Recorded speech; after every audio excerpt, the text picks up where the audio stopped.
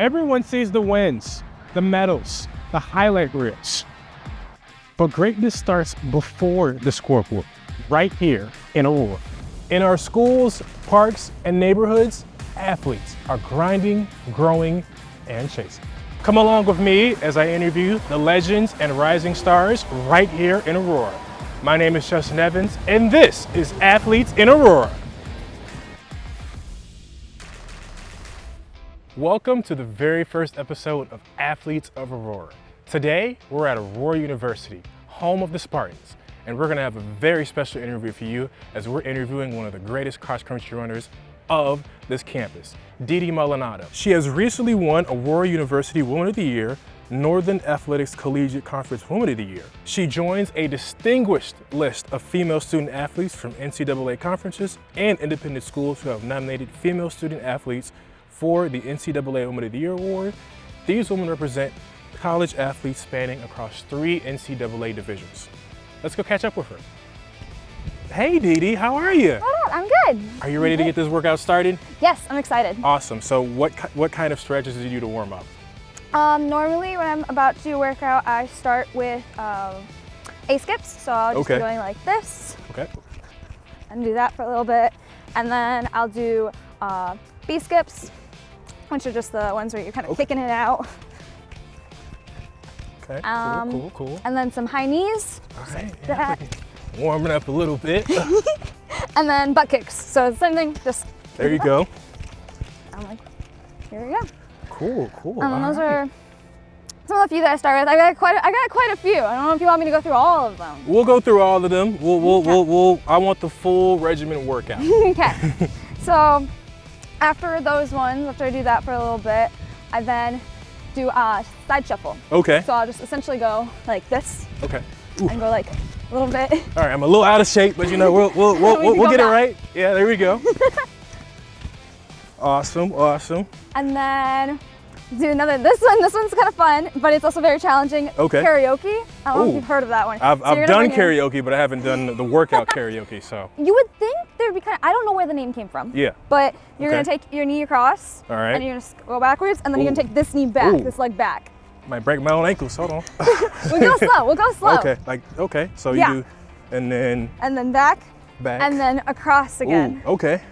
And just open up those hips. It's a lot. It's a lower leg workout that might get me to it. But while we're doing our stretches, I did want to ask, you are like a superstar around here. But before I ask you all of your accolades and all of what you've done, talk to me about what really inspired you to start running cross country. That is such a funny story, I feel like, because I started as a track person and started as a sprinter and long jumper specifically. And I was okay at it. I thought it was really fun. I said I was never gonna do long distance, never gonna do cross country. Going into high school though, I remember meeting up with these 3 girls that were trying to get people to sign up for cross country. They were 3 juniors, gonna be seniors. And they talked so highly of the sport and talked about how it was such a family and how there was so much to work towards, and it's just kind of fun to do that together as a team, because track can be slightly more individual, but cross country really is like a big team effort. And they talked so highly that then I was like, you know what, I'll give it a shot. They also promised me ice cream after a run, so ooh, that was always a little enticing tempting. to a 13-year-old. So. No, that's awesome. That's awesome. You finished 22nd at the 2024 NCAA Division III Championship and earned All-American honors for the 2nd time in your career. What did that moment mean to you?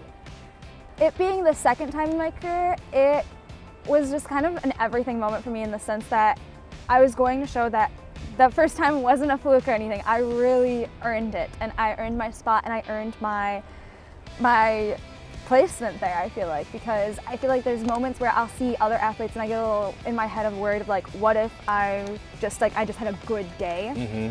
And it's not that, it's that I'm a good athlete. Like I was able to replicate that again. So it was really fun to just have again. Going on to your multiple accolades, you won multiple conference titles. How does it feel to dominate at that level, and what's the pressure going in knowing that you're one of the favorites or one of the top runners in the race?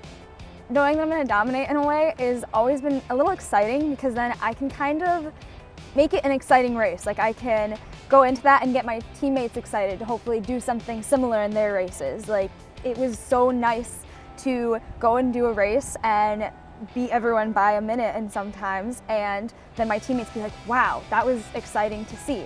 But then with that, of course, came that pressure, and I believe pressure is a privilege in a way, so I was happy I earned that pressure of, okay, she's going in as the favorite, so she's gonna win it, but also it had those times of, oh, if she doesn't get first, then it's kind of a bad day. Like, even second place isn't a great day. So it was kind of like a little double-edged sword in a sense, but I was grateful to have it, and I think it truly made me a better athlete for the bigger stages.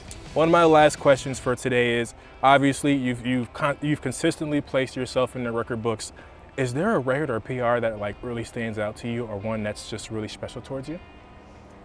That's so hard because I've done so many accomplishments, and each one sometimes feels like something else I didn't think possible, and so I really had to think about it. I really have to think about it, but I feel like one of my biggest PRs or accomplishments that I'm so proud of in record is probably my 10K at Nationals, Outdoor Nationals this past May.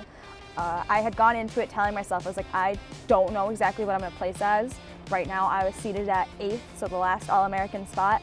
But I did tell myself, I was like, I know I can do better than what I am on paper. It's just whether I can let my legs carry me to that. And when I got to my last mile, even before the race was over, I had told myself, I was like, I'm getting third. Nobody's going to take this from me. And that is one of the biggest accomplishments and greatest feelings ever. Even before the race was over, I was like, I can feel it, like I'm going to do this. Nobody's going to take this from me because I'm capable of this. And it was amazing, and I still think about it. We talked before we started the cameras rolling about you being from here. Obviously, you're in the neighborhood. What does it mean to you to represent your hometown in here in Aurora? Being from Aurora and getting to represent Aurora on a national scale has been incredible because I feel like it's something I wasn't really able to put. People really didn't know of Aurora in a sense, and I was kind of able to help put it on the map in a way. I was one of those contributing factors.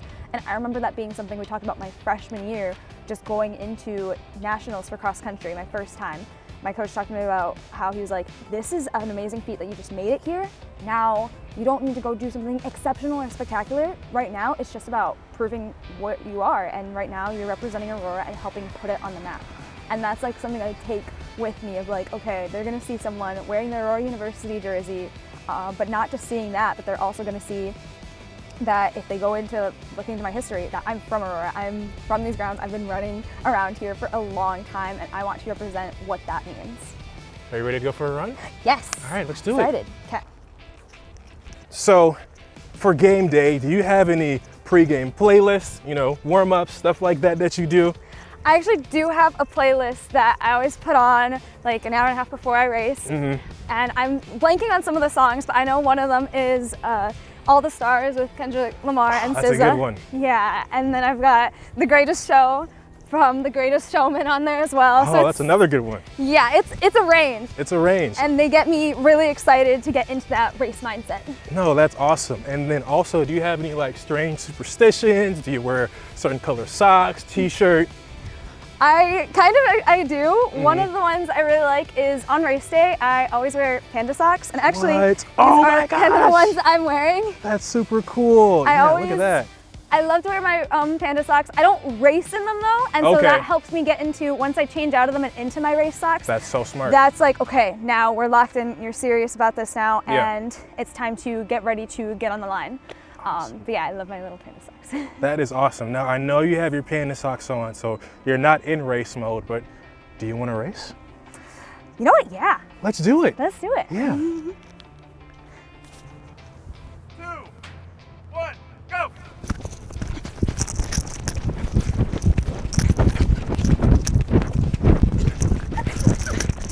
Great job. Good job. Great job. Great job. You did phenomenal. Thought my legs were gonna get out for me, but You got me. It was great. Barely. I had a coffee in the car earlier, so tried to get some energy in there. But thank you so much for your time today. Of course. When is your next race? My next race is hopefully going to be in December. Okay. We're looking at 2 races for me, either at Grand Valley State University or Boston University. Both would be a 5K.